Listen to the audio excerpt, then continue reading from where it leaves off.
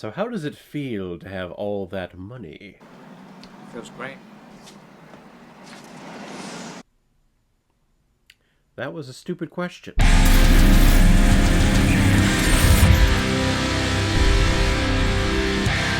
Arthur, released in 1981 and is directed by Steve Gordon, who made his feature-length directorial debut with this movie. And this film is starring Dudley Moore, John Gielgud, and Liza Minnelli. And the reason why we're talking about Arthur today is because it was a PayPal recommendation and donation from a big contributor and supporter of this channel, Jeff Fry. Thank you very much once again for your support and this recommendation. A film that I've never heard of before, and I'll be honest, when I was prepping for this review, pulling up all the posters and wallpapers and things like that, posters weren't really impressing me. So finally sitting down, watching the thing, I've had low expectations. This just looked like a generic 80s rom-com feature. But to my surprise, this turned out to be quite the romantic comedy and a film that I am absolutely in love with. And it's a movie that succeeds in the simplicity that it has. And we'll get into that here in a little bit. So thank you very much, Jeff,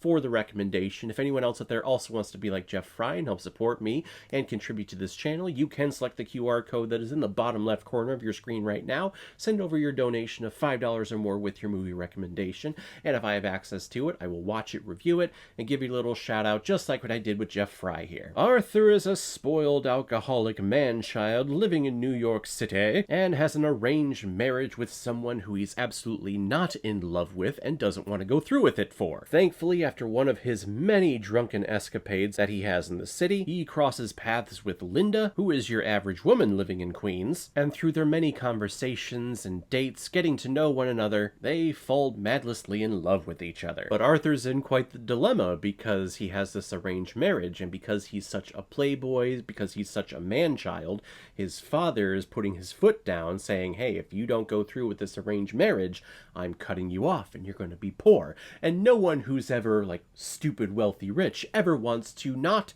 be that. So he has to decide, does he want a life of mediocrity with this woman who he doesn't love, but still have all of the wealth and security that comes with this marriage? Or does he want to sacrifice all of that for true love and true passion with Linda, where he'd have to get a job and he'd have to support her and work for all of his money? And in the end, he does decide that he would rather have that, and he would rather get a job and work his way through life, even though, and this was kind of like to the side at the very end, like, of course I took the money. Like, what, you think I'm crazy? I'm not going to throw away the money. So he is able to have his cake and eat it too. And according to South Park, that is the American way. Now, like I was saying before, this film succeeds in its simplicity.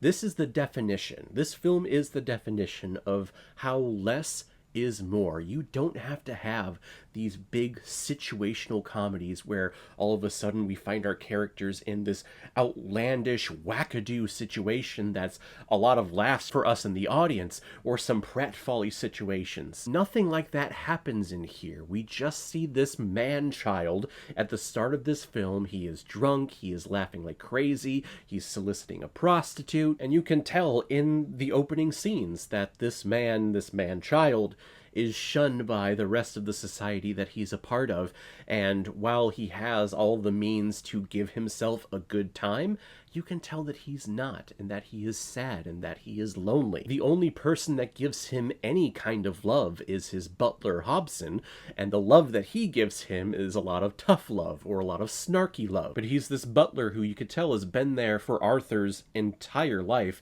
and has seen when he's been happy as a child, and has seen him in his dark days, like the current ones that he is in as an adult. Would you like me to wash your dick for you, sir? Prick. One of my favorite lines in the movie. I loved him so much. And then Liza Minnelli, who, this is the 80s, so she's at the top of her Broadway powers, and everyone just loves her in the theater world, in the drag world, just everyone. Everyone loves this person. She just has that hard-working, go-getter attitude that everyone loves. And of course, her character Linda is studying to be an actor, so, of course, we have to have Liza Minnelli but not do too much more on top of her old acting profession, so let's just have her be an actress in this film, and yeah, that makes sense. But I do love her here, and I love her chemistry with Dudley Moore as Arthur. They're perfect with each other. Even when we get to the parents of the heiress who he has the arranged marriage with, even when we get to them finding out that he's in love with this average Queens person, it's like, dude, how can you not see that they're actually made for each other and that he doesn't love your daughter? Like, how do you not see this? Because he is a rich, white, American businessman, and they only see money.